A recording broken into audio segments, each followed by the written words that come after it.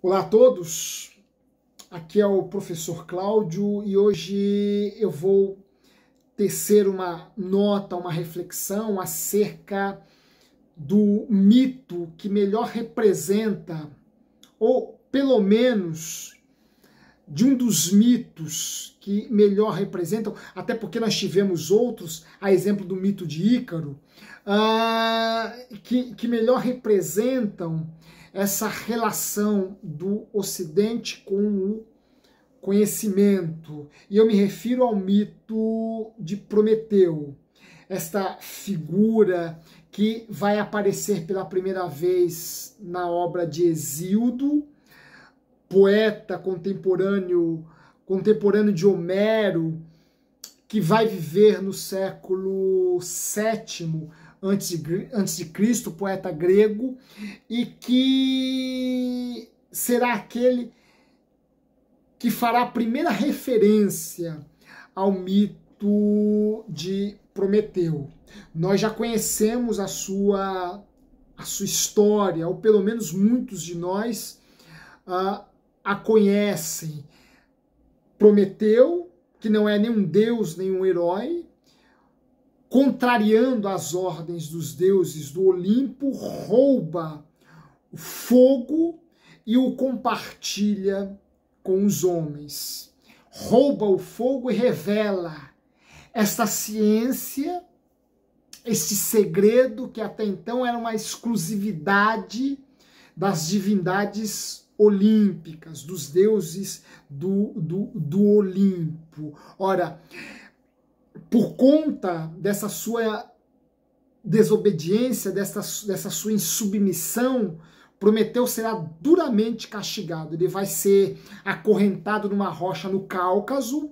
O Cáucaso é uma região que fica entre a Europa Oriental e a Ásia Ocidental. É uma região que está ali entre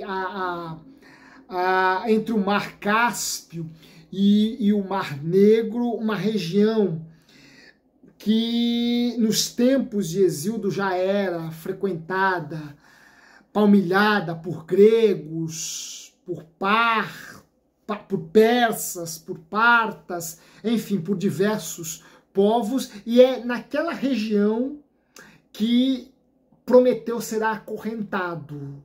Isto durante toda a eternidade, como se não bastasse uma ave, um corvo ou uma águia. Isso vai variar de representação para representação, de narrativa para narrativa. Rembrandt, por exemplo, o grande pintor holandês, o grande pintor do barroco holandês, Rembrandt, vai representar Prometeu com um corpo praticamente tombado, tendo as suas mãos acorrentadas e uma águia enorme, quase que a cobrir todo o seu corpo com as suas asas. Ora, esta ave, águia ou corvo, tinha como objetivo devorar durante o dia o fígado de Prometeu, de tal modo que à noite este órgão era restaurado para que no dia seguinte a ave o devorasse novamente. Então, durante o dia ele teria o seu fígado devorado, à noite esse órgão seria restaurado para que no dia seguinte fosse novamente devorado, e isso ao longo de toda a eternidade. Esse é o preço. E vejam o quanto que isso é extremamente interessante. Esta é a pena que recaiu sobre aquele que, insurgindo contra as autoridades do Olimpo, as divindades do Olimpo, surgindo contra as leis olímpicas, decide compartilhar com os homens uma ciência que era exclusividade restrita apenas a um grupo seleto, ao grupo das divindades. Vejam, esse tema é um tema extremamente atual, é um tema extremamente importante, é um tema extremamente relevante. Não é à toa que o mito de Prometeu se tornou uma espécie de mito imorredouro. Ora, em muitos períodos da história ele foi revivido, ele foi revisitado, reinterpretado e evocado como elemento de resistência, elemento que compartilha com os homens a luz do conhecimento, a luz da ciência, a luz da filosofia, das artes, a luz do saber. Ao longo de nossa história ocidental, Prometeu foi revisitado, Prometeu foi relido, mostrando quanto que este mito traz consigo uma lição, uma lição sempre atual, traz consigo um tema sempre atual, sempre presente. Essas relações de conflito entre as instâncias de poder e o conhecimento, ou aqueles que querem compartilhar conhecimento com os demais. O tema é extremamente atual e ele foi se tornando, foi renovando essa sua atualidade ao longo de toda a nossa história. Ora, poderíamos recorrer aqui ao humanismo do início da modernidade, que vai também revisitar o mito de Prometeu e fazer dele uma releitura atualizando a sua temática. Ora, para citarmos um caso, temos a figura daquele que é considerado o pai, por assim dizer, da novela moderna, do gênero novelístico, né? da novela literária, não a novela da Globo, mas a novela literária. E eu estou me referindo a Giovanni Boccaccio. Olha, o grande novelista italiano vai recorrer ao mito do Prometeu a fim de interpretá-lo como uma alegoria da filosofia, da astronomia e das artes. Ora, Prometeu é a metáfora da filosofia, a metáfora da astronomia, a metáfora das artes, porque tal qual aquela figura, a filosofia, a astronomia, as artes levam luz aos homens, ampliam o entendimento dos indivíduos e estendem o horizonte de suas perspectivas, o horizonte de sua compreensão de mundo. Ora, no Renascimento, essa mesma ideia vai estar presente, só que os renascentistas se aterão mais à questão do fogo. O fogo vai simbolizar a filosofia, o fogo vai simbolizar a astronomia, o fogo vai simbolizar a ciência. Ora, esta relação, essa relação intrínseca entre Prometeu e as ciências vai levar outras figuras, inclusive, a se identificar com ele e se julgarem Prometeus de seu tempo. E eu estou me referindo aqui a Marcílio Fitino e a Erasmo de Roterdã.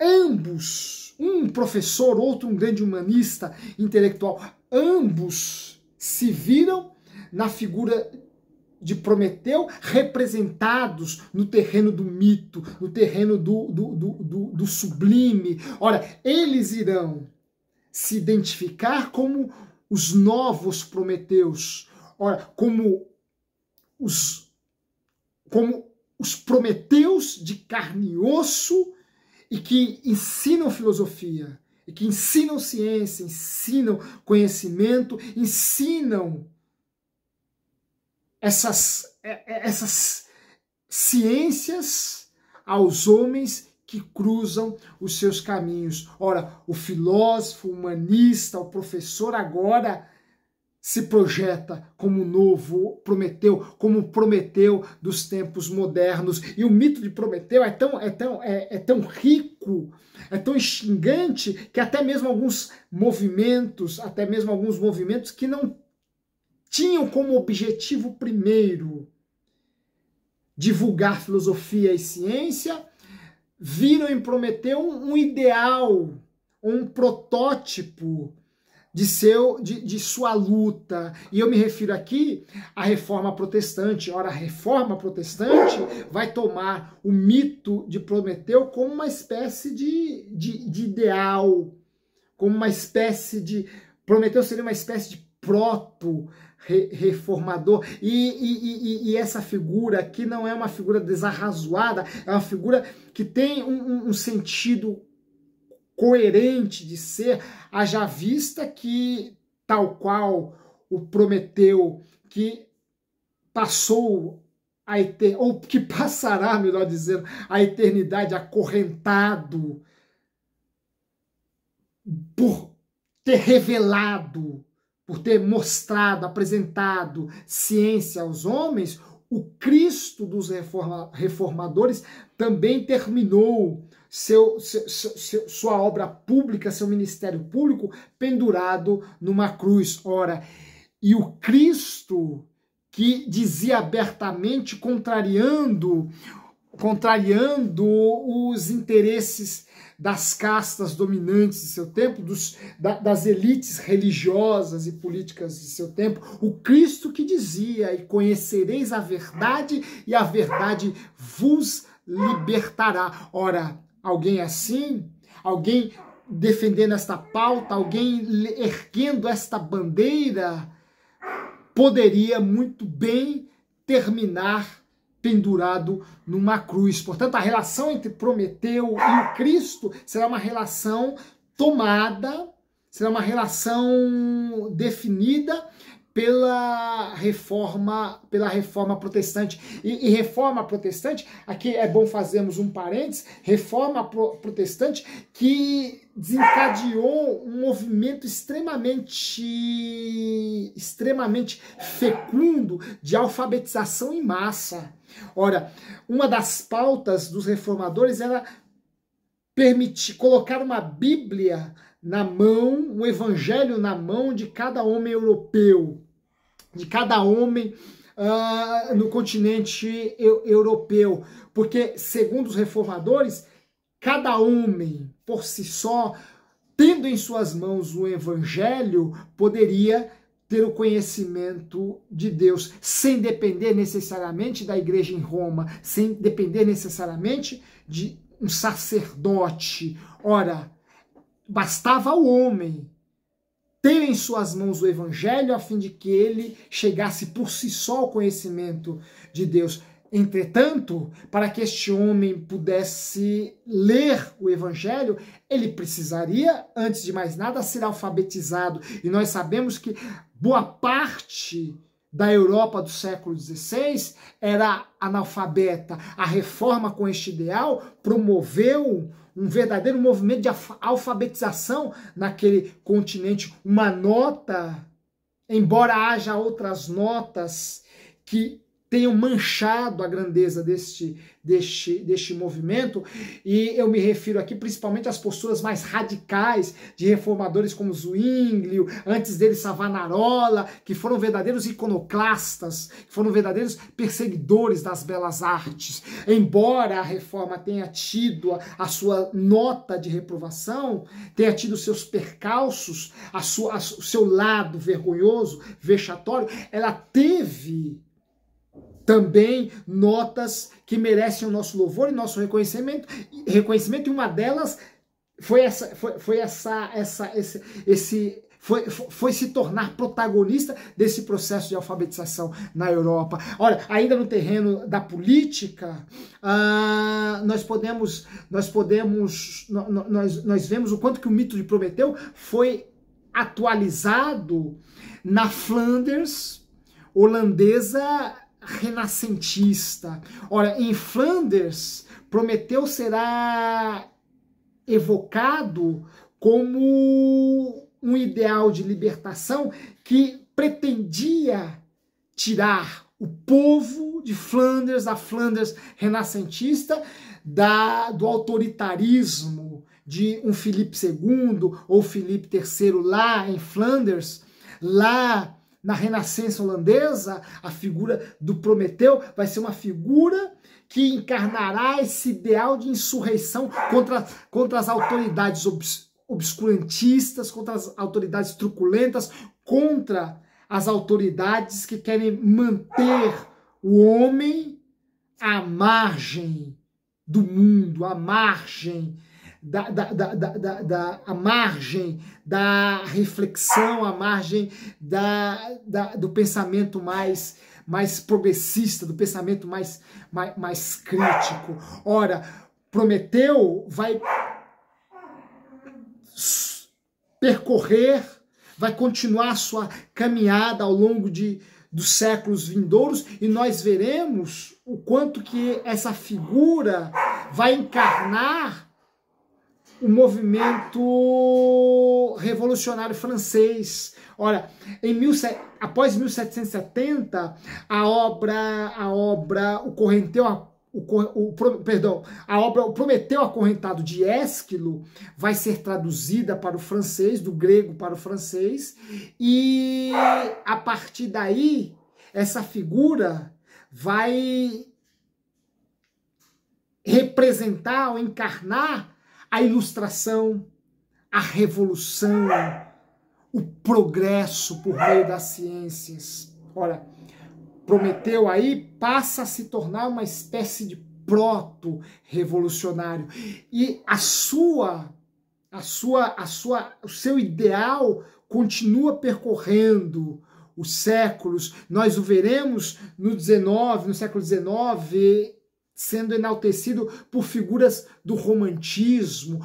Por exemplo, Goethe vai dedicar um poema à figura do Prometeu. Nós veremos Mary Shelley, que vai escrever, e Mary Shelley aí já numa vertente um pouco menos entusiasta em relação ao progresso prometido pelo conhecimento. Ela vai subtitular, por assim dizer, o seu Frankenstein no Prometeu Acorrentado, no Prometeu Moderno, melhor dizendo. Shelley vai dar um outro título ao seu Frankenstein, chamando de o Prometeu Moderno, aquele que tomado por um entusiasmo quase que cego em relação ao conhecimento, acaba por fim criando monstros que se tornarão inimigos de si próprio, inimigos do seu próprio criador. Esta é uma leitura um pouco mais crítica em relação ao progresso da ciência, seria uma leitura com uma vertente mais ética. Entretanto, ela não deixa de expressar a importância que a figura de Prometeu vai adquirir nesse período romântico. Ora, os românticos verão na figura de Prometeu um símbolo da luta contra os poderes absolutistas, um símbolo da luta contra o domínio dos monarcas, de monarquias absolutas. Ora, Prometeu, esta figura cuja ideia central, cujo tema mais importante é sempre revivido, é sempre reatualizado, porque, repiso, todo homem que pretende levar ciência, levar conhecimento, levar filosofia, arte, luz de saber àqueles que vivem nas sombras da ignorância, nas trevas da ignorância, correm sérios riscos de perseguição. Perseguição no campo político, perseguições no campo religioso, perseguições no campo econômico. Nem sempre essa perseguição é mais aberta, ela pode ser muito sutil, como, por exemplo, o corte de verbas públicas que deveriam ser enviadas para a pesquisa científica. Como, por exemplo, o corte de verbas públicas que deveriam ser destinadas ao fomento da cultura, à prática da cultura. Ora, nós sabemos que o conhecimento, a filosofia, as ciências, as artes, nós sabemos que a sua propagação, o seu cultivo, a sua divulgação não interessa a muita gente que tem poder e que aí está. Por quê? Porque, de alguma forma, a ignorância é bastante rentável. Não a longo prazo, é bom que se diga, mas a curto prazo muita gente ganha dinheiro com a ignorância. A ignorância é um bom negócio. A ignorância é... E não vamos muito longe. Vejam quantas figuras extremamente rasas, extremamente vazias, extremamente pobres do ponto de vista cultural, têm se tornado milionárias vendendo produtos, por assim dizer, ocos, pobres, extremamente, as mais das vezes, caricaturais ou bizarros. Ora, a ignorância é um bom negócio, é um negócio que rende muito lucro e é um negócio que ainda sustenta muita gente em determinadas instâncias de poder. Daí o risco que corre todo aquele que se propõe a ensinar, divulgar, tornar públicas as ciências, a filosofia e as artes. Ora, quem a esta faina se entrega, quem a este trabalho se dá, corre sérios riscos, porque está entrando num terreno que não tem interesse algum, cujos proprietários não têm interesse algum em levar o homem a um conhecimento mais amplo, mais largo acerca do mundo. Ora, correm riscos aqueles que se propõem a este trabalho, mas como ele é louvável, como ele é bonito, como ele é belo. Por quê? Porque não há nada mais gratificante do que conduzir um indivíduo ao desenvolvimento de toda a sua potencialidade. E o desenvolvimento de toda a sua potencialidade passa, por assim dizer, no terreno do conhecimento. Um grande abraço a todos vocês e até a próxima.